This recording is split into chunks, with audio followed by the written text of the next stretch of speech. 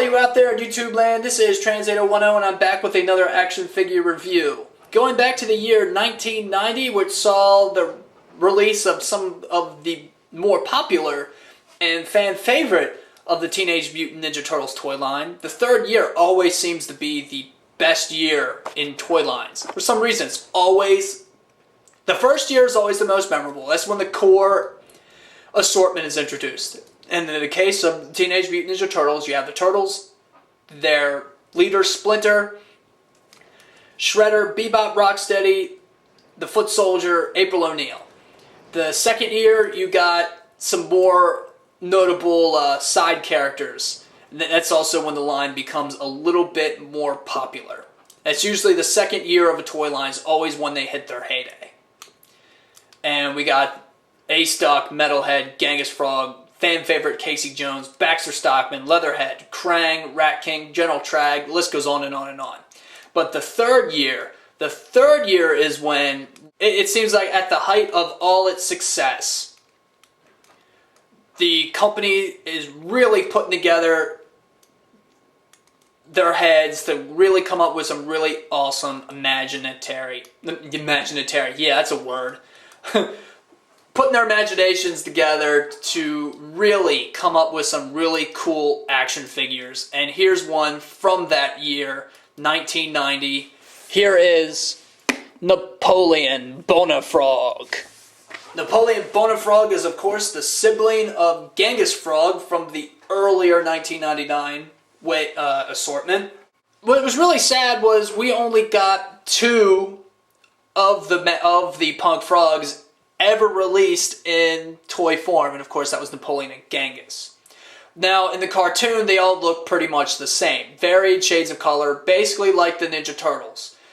So, I guess Playmates not wanting to go that same route, because after all, you did the same thing with the Turtles. It would have been a really effective cost-cutting measure, but I'm pretty sure kids wouldn't want to pick up the same figure 4 times, even if they did vary in shades of color. So, they decided, when they released Napoleon, that he was going to be molded as an anthropomorphic horned toad. Which makes no sense, because horned toads don't live in Florida. Horned toads are not frogs. And horned toads are not frogs. So, how could you call him Napoleon Bonafrog? Whatever, I can forgive the name because we got really, really cool figure. His head rotates, so does all of his shoulders, and his wrists do swivel, or in the case, his bicep. And he does have a really cool articulation in his legs. When I say really cool, I mean, well, at least he's got leg articulation.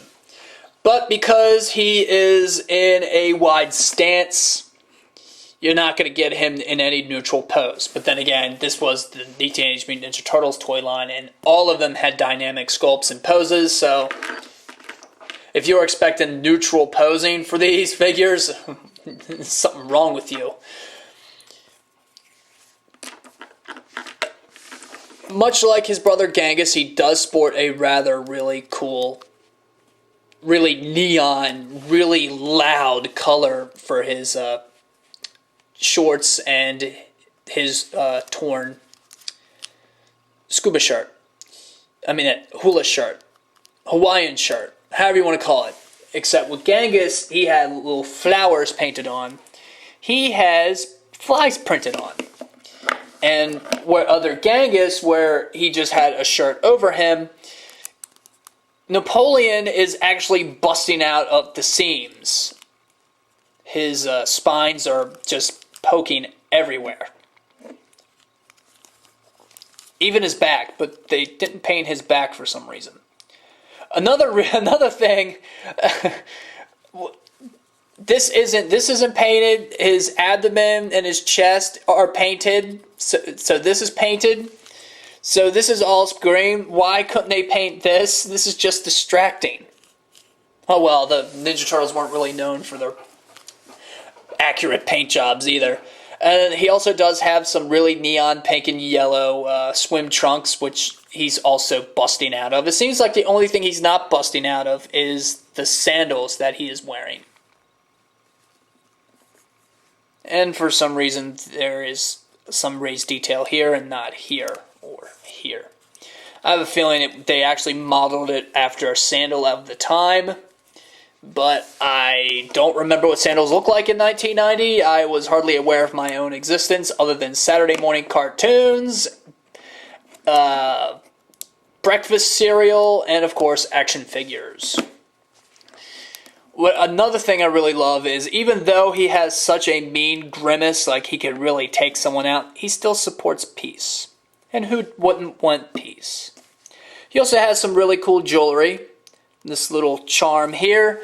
And Ninja Turtles bracelet. Either that or it's a wrist communicator. It's orange, so a lot of people like to associate it with Michelangelo. He also has spots all over his body, very typical of a horned toad. But look at his face and his blue eyes. Also, his ears pierced. He's very much like a surfer bad boy from the late 80s, early 90s. Very reminiscent of the times. And because of that, he's also very dated. But in 1990, he was cool, and we loved him like that. He does have some really cool accessories as well. So here are the warping details of Napoleon Bonafrog. The venomous viper for whipping weirdos, the serpent slasher. One of the weirdest accessories to ever come out of Ninja Turtles. And not just because... What is this supposed to be? Is it supposed to be like a staff or a whip? He can't really hold it like this. So he's holding it like this. And even then it just becomes... it's not much of anything. So that's the serpent slasher. Next we have the foot swatter, which is used to flatten the foot. However, it really doesn't look like anything Donatello would come out with. The technology is much more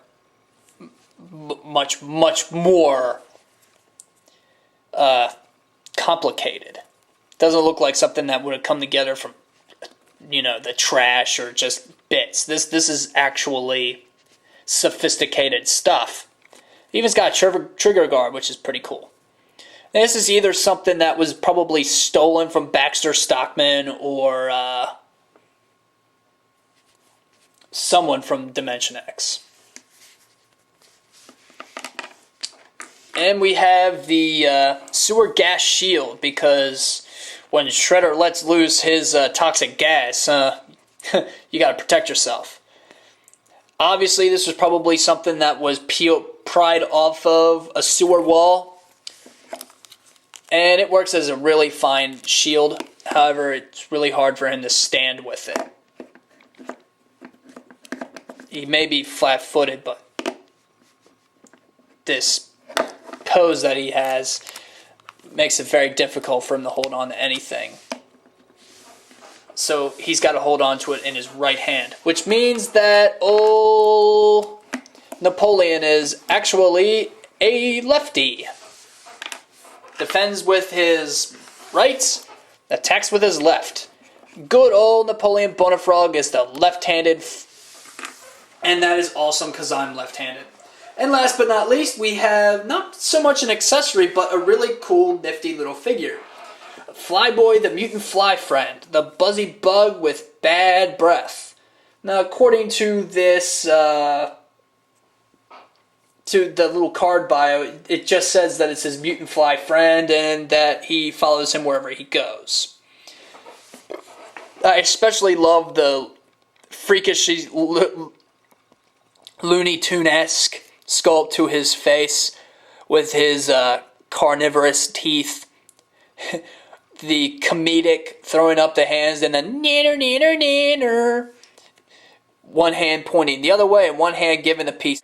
He also looks like he's sporting some Mickey Mouse-esque overalls and some tennis shoes. So he really is I guess you could say like a comedic mess. He also got hair. What was really cool about the little addition of these figures is it gave you more money for your buck. I mean, I was really cool. I really wanted to have all the figures that came with these little mini dudes. Like, I remember I wanted Wingnut and Screwloose because of Screwloose, the little yellow mosquito. Muckman, because Joe Eyeball was one of my favorite characters.